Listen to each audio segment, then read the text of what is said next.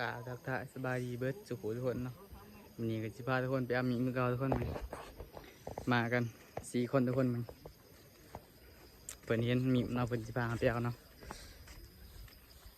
เดี๋ยวเราจะเป็นคนเอาเองเนาะวันนี้เนาะมากับในพันรถแล้วก็พี่อาเนี่ยเนาะแล้วก็ในพันใหญ่เพิ่นเนาะพาไปเอาเนาะวันนี้เนาะแต่ว่าทางนี้ไกลนะทุกคนเนาะเพราะว่าทางตีนผู้ไปทุกคนถามคนเนาะสิไปเนาะเปิดว่าห้างใหญ่ทุกคนใหญ่กว่าห้างที่ว่าเอามาเนาะ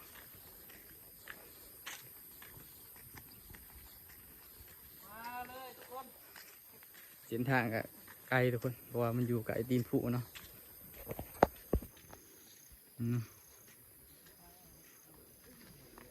นี่ก็จะเป็นสวนมันคนแถวบ้านนะทุกคนเนาะ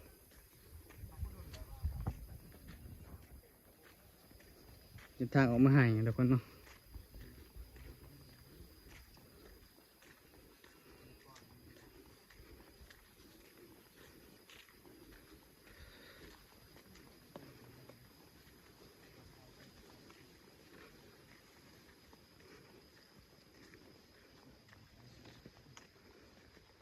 จะได้แล้วผู้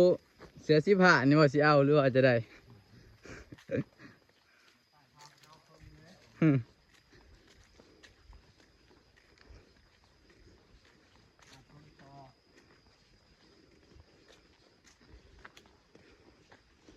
เพิ่งก็จะได้สูงอะไรเถอะ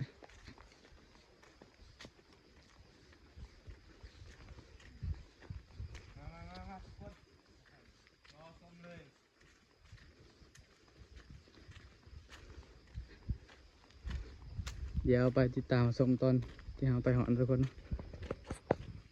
ตอนนี้เราก็กำลังสิมาหอดแล้วทุกคนตอนนี้เนาะกำลังหอดถึงทางตอนนี้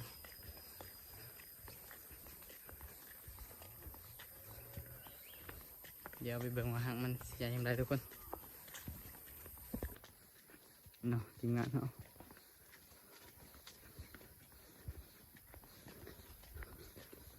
โมเมนต์ต้นเพาะหิมทางครับวะ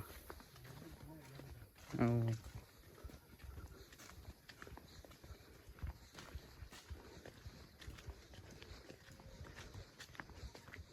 ทะเลาะตามทรายน้องเบิ่งห้างมิมโดยเฉพาะนั่นคือเชื้อราก่อนเชียวง่ายผัว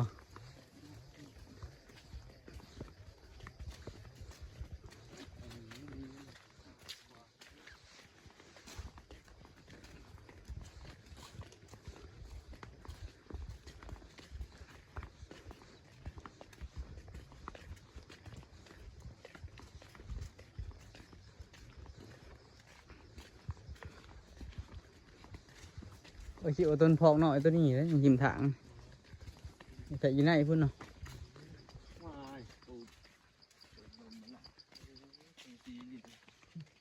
เสียดายลังกะสีเนาะ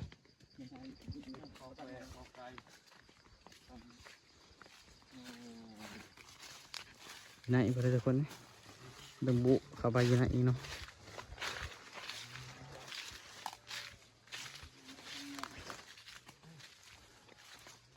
เดี๋ยวไปเบิ่งว่าหางมันใหญ่อย่างไรทุกคนห่างธรรมดาไซส์เลยดีโอ้คนทุกคนยีเทิงหมดเดี๋ยวสิเบิ่งมันใหญ่อย่างไรทุกคนแต่ว่าสูงทุกคนโอ้เนาะ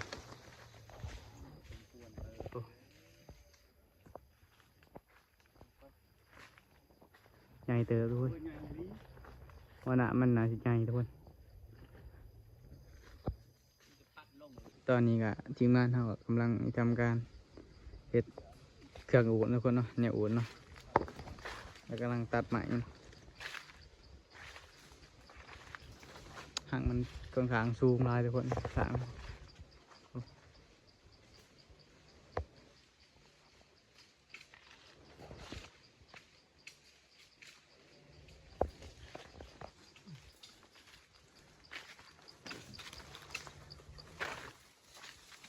กำลังท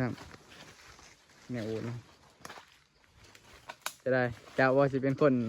ขึ้นตะการ ได้เดี๋ยวขึ้นไปเอานี่น้องมาเบิ่งนี่วิธีการ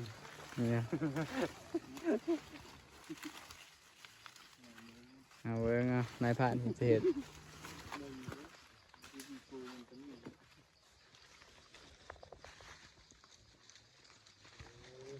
คือชีด้นแล้วเนาะเบิ่งแต่ห่างมันนี่เนาะโอ้โหหัวหนามใหญ่ดีเลย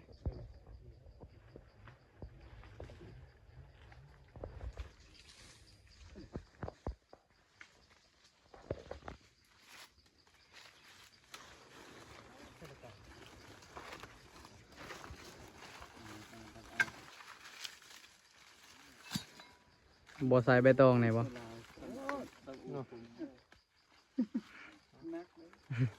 ซ้ำสิอุดเพิ่ง เพื่อไปควรโอ้ตั้งแต่ยุลุ่มนี่แล้ว ทางขึ้นแล้วก็แผ่นผู้หนึงขึ้นนักต้นเนาะ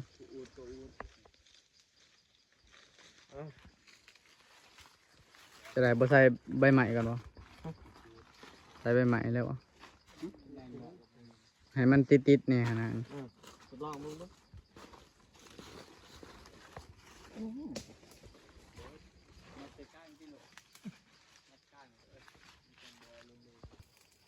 ตอนนี้เฮาก็สิขึ้นเองทุกคนมัน ไปชมกันเลย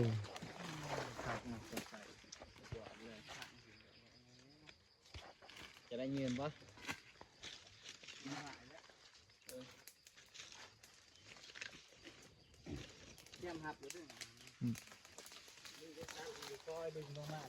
อูดเลย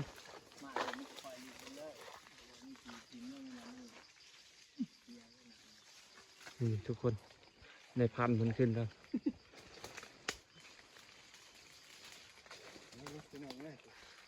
ยังไง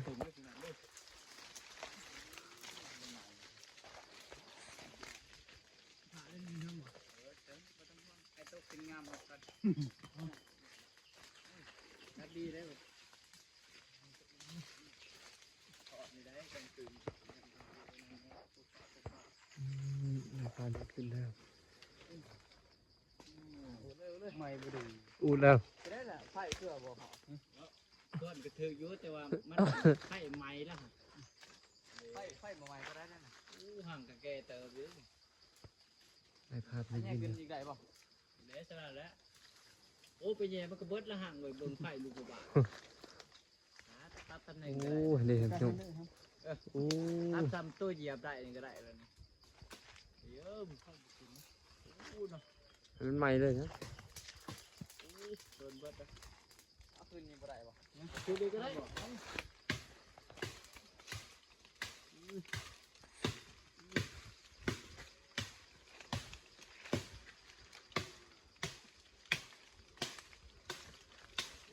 หัวหนามลงกันลูกกิดลงกัน ไปหมดแล้วไปหมดแล้วไปหมดแล้วโอ้บุมีไปยัง นี่หนามัน โอ้ จะปากเลยเนาะ ต่อในพานเพิ่นกำลังเอาลงโอ้ คอยเชะเอาง่ายๆมั้งตีเลือดมันอยู่ โอ้บ่ยืนมาเลยเอาลงมาพี่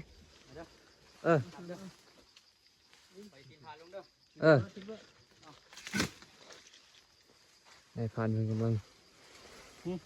ทุกคนเหรอบ่เป็นยัง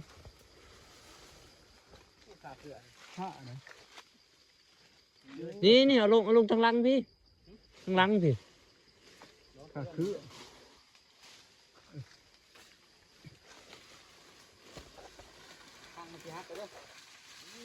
้น้ำ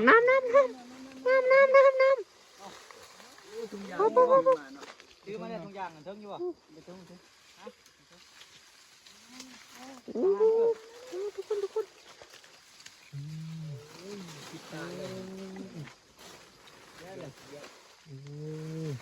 คอยได้กินห้างงามเลย โ น้ำนะห้างบุกขึ้นได้ครับขึ้นได้น้ำพี่น้องเลยห้างยังพี่น้องเลย เพิ่งหน่อยเพิ่งหน่อย โอ้ยห้างไงดิพี่น้องเลย น้ำเต็มบ่ เต็มเลยน้ำพี่น้องเลย นี่ไม่ผ่านคุณผู้ชม ทางใหญ่เลยทุกคนน้ำเต็มเลยเนาะพามาตัวนี้มีแต่หางมันนะทุกคนเนาะส่วนน้ำมันในตรงยางเนาะพี่นะเต็มเลยทุกคนน้ำมันเนาะโอ้ยไปวันนี้เดินทางกลับทุกคนมัน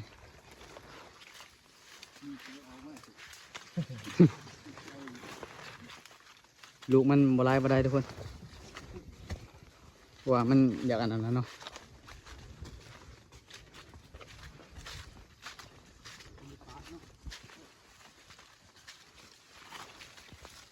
กระไผ่ได้เอาไว้เลยวะ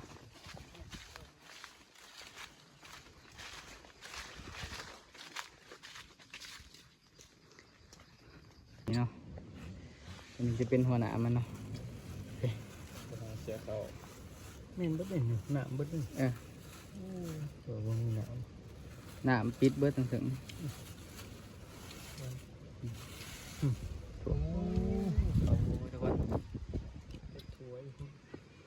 ห้องดีๆแม่จะน้อยยังเขาจับมันเสียเด้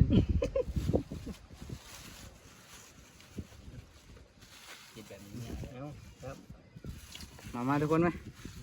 จัดมันกันเนาะแต่ว่าห้างเพื่อนนี่ก็ลูกมันเยิ่มจะถอดไปเลยนะทุกคนมาทุกคนไหมจัดมันกันเนาะ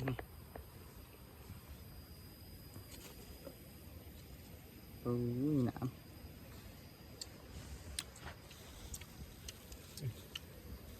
พอน้ำใหญ่แห้งทุกคน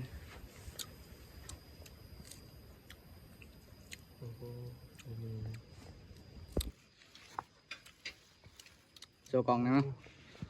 ทุกคน เยอะ ได้ในผ่ารถมาดิแหละกระดังยังไง จับ เยอะ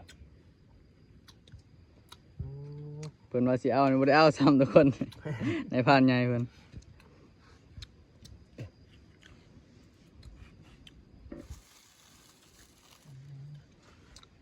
จะได้รสชาติ โอ้หวานมันหวานเจี๊ยบ อีกเนาะโอ้ยแต่หนักล้วนๆทุกคนครับ ดีเป็นเบิ้ลเป็นที่พี่น้องน้ำเต็มเลยพี่น้องโอ้ย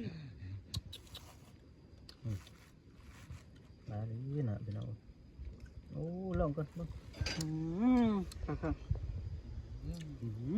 หวานเจี๊ยบทุกคน หวานทุกคน